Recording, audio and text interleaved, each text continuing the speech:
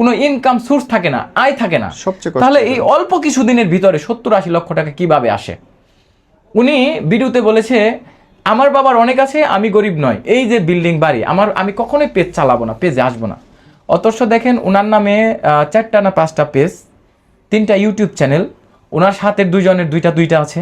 তো আমার এখানে যাওয়ার পর আমি ওনাকে ভালোবেসে একটা কথা বলবো, ওনাকে আমি ভালো জিনিস শিখিয়ে দিয়েছি, বুঝিয়ে দিয়েছি, ইনকাম সোর্স বুঝিয়েছি। ওনাকে সমগ্র দেশের মানুষ ভালো জানে। উনি কেন পার্লারের মেয়ের সাথে চলে যার এসি আর ওই এলাকায় কেউ ভালো বলে জানে না?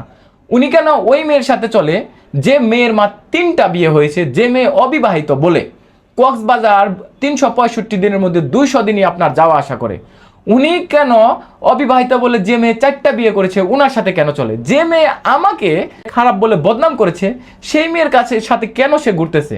ম্যাম আরেকটা মেসেজ দিচ্ছি, এক্স ওয়াইফ উনি যিনি আছেন আমার সাথে ডিভোর্সের পর থেকে এবং আগ মুহূর্তে উনি কখনোই 1 সেকেন্ডের জন্য ঘরের ভিতরে থাকতে পারে নাই এবং বাসায় খুব কম সময় অতিবাহিত করেছে। তাহলে উনি কোথায় থেকেছে? কিছুদিন পূর্বে, এটা আমি পাবলিক করি নাই, এখন করতেছি, উনি হাত কেটেছে। এই কিছুদিন পূর্বে হাত কেটেছে এবং এই মেয়ের মা এবং বাবা আমাকে ডিভোর্স দেওয়ার জন্য বাপের বাড়ি থাকলে যে কথা শুনতে হয় সেই কথাটাও ওনাকে শুনিয়েছে। তাহলে আমাকে ডিভোর্স দেওয়ার পর একটা কথা বলি, উনি হয়তো অনলাইন প্ল্যাটফর্ম থেকে অনেকগুলো পেজ করেছে, অনেক টাকা উপার্জন করতে পারবে, আমি দোয়া করি উনি অনেক বড় কিছু হোক।